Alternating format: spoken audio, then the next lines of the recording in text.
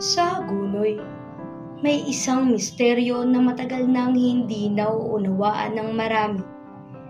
Dito, ang tubig ay may dalawang muka, punong-puno ng isda, ng biyaya, ng buhay. Pero madalas, ito ay mapanghamon, umaabot sa bubong, tinatanggal ang sahig, binabaha ang pangarap. Ngunit kakaiba ang mga taong dito'y nakatira dahil kahit ang pinagkukunan nila ng yaman ay siya ring sumisira sa kanila. Hindi sila tumigil magpasalamat. Ito ang kwento ng Pistang Bayan. Hindi lang ito selebrasyon.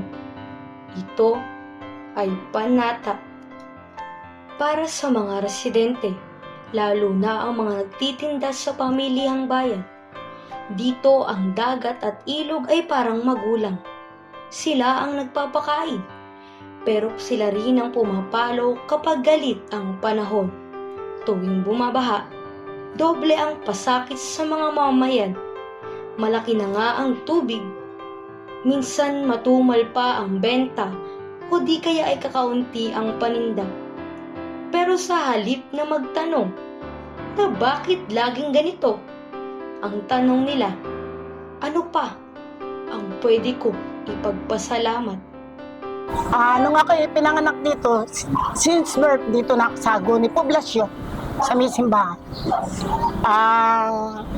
Ang masasabi ko lang, may kaibahan na siyempre, iba na ang sa taon pa lang. Kasi marami ng pagkakaiba ang piyesta na yan kaysa nung nakakaraan. Siyempre, bawat every year, naiiba yung takbo ng panahon, di ba? Lalo't mga kabataan ng ngayon, karamihan. Naiiba ngayon yung mga... Pero yung dating pa rin, doon pa rin yung may pagbabago lang. Hindi ining mawawala yung kasi, kumbaga sa tradisyon na yun. Nakakagis na natin yun, hindi mawawala yun. Tuloy-tuloy din lang yun.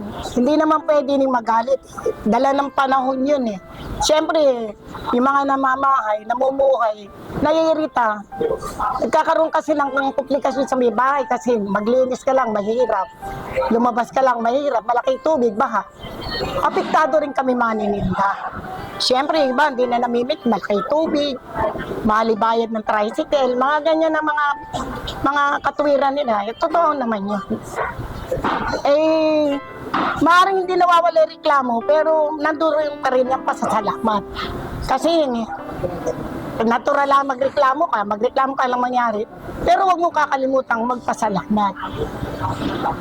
Siyempre, maraming dahilan niningi yun.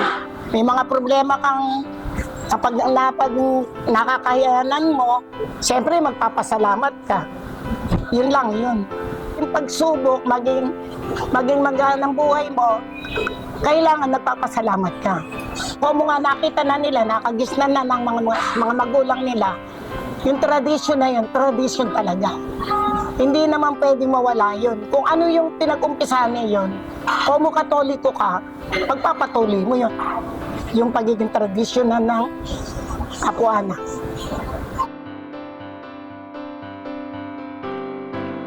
Dito natutuhan ko na ang tunay na pasasalamat ay hindi lang ibinibigay kapag masaya at sagana. Ang tunay na pasasalamat, ibinibigay mo kahit basa ang sahig, kahit kaunti ang huli, kahit mahirap ang buhay. Dahil naniniwala sila na sa likod ng bawat alon at baha, mayroon pa ring Diyos na nagbabantay. May Apo-ana pa ring natatawag na kailanman ay hindi sila iniwanan at may pag-asang nagbibigay ng magandang bukas dahil kahit gaano man kalakas ang hampas ng alon ng tubig, dumarating din ang sandali ng pagkalma nito at ang nakabibinging katahimikan ng payapang karagatan. Ako po si John Ronald Umali. Itong pagdiriwang natin ng Pistang Bayan o tinatawag natin Pistang Pasalamat ng Bayan, nung time ko kasi nung bata pa ako ay hindi pa ganoon kalala yung baha na katulad ngayon na konting high tide ang lalim ng tubig. Pero noon kasi, madalang yung baha, tapos itong mga bandang April ay wala gaanong tubig, walang high tide. Kaya ako excited isa pa dahil bilang taga-barangay San Nicolas, bata pa lang kasi ako, yung pagpistang pasalamat, yung mga patron natin ng bawat barangay, kumbaga tumutog pa sa kabayanan para makiisa sa selebrasyon. So nung bata pa lang ako, kumakapit na ako dun sa karo ng patron namin. Tapos mula dun sa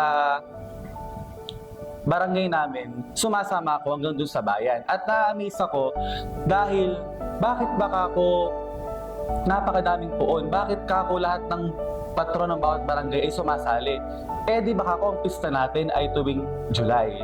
So doon ko sa pagtanda ko, doon ko na laman, naunawaan na kaya pa siya tinawag na pistang pasalamat ng bayan ay dahil buong barangay sa bayan ng Hagonoy ay nakikisa. Kaya talagang excited ako dahil hindi lamang din simbahan, pati yung mga barangay officials, mga kapitan, mga kagawad ay nakikisa. Kaya ito napakagandang tignan na ang simbahan at ang pamahalaan ay talagang nagkakaisa. Para sa akin naman, yung pagtulong sa mga ganitong uri ng selebrasyon ay hindi pinipili. Ito ay nasa puso. Nasa puso na kung saan itong pagkilos ng puso na ito ay maaaring itinuro sa atin ng ating mga lolo't lola, kagaya ko, na palaging magsimba, magdebosyon kay Apo Ana. Kaya itong pagtulong na ito sa mga selebrasyon ay hindi ito pagpili. Ito ay pagtawag. Huwag maging mapaghanap. Sapagkat sa maliit na bagay, mayroong malaking biyaya. Tumingin tayo doon sa dako na mayroong biyaya. Sapagkat tulad nga dito sa bayan ng Hagonoy, ang tubig ay isang biyaya dahil meron tayong mga mangingisda na yun ang kailang kabuhayan. So, huwag nating tingnan ang masamang masamang banda. Doon tayo mag-focus sa mabuting banda. Yung biyaya ng Diyos na ibinibigay sa atin sa tulong ni Apo Ana sa araw-araw. Ang mga kamay na kulubot na ay gumagabay sa mga kamay na bata pa.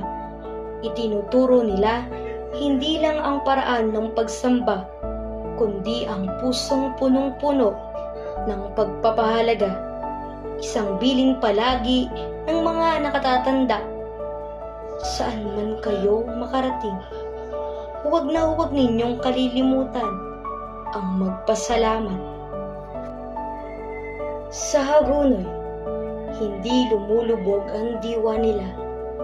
Kahit anong taas ng tubig, mas mataas pa rin ang kanilang pananampalataya. Ang pista na ito ay higit pa sa tradisyon. Ito ay pamana.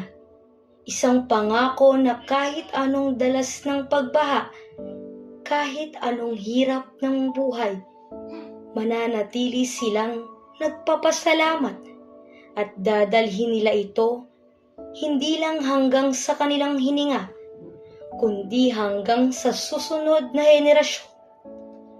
Pero ang pinaka-ipagpapasalamat ng mga tao ay kapag natugunan na ang seryoso at malalang usapin ng patuloy na pagbaha. Sa ngayon, patuloy ang kanilang pagkapit sa pananampalataya dahil Diyos ang pinakamabisang sandigan sa sandalit ano paman. Ngunit hanggang sa panahong iyon, ang may kapal ang nananatiling kanilang sandigan kasama si Santa Ana. Siya ang kanilang payapang dagat sa gitna ng unos dahil naniniwala sila na kahit anong lakas ng agos, kung may matibay kang pananampalataya, hinding-hindi ka lulubog.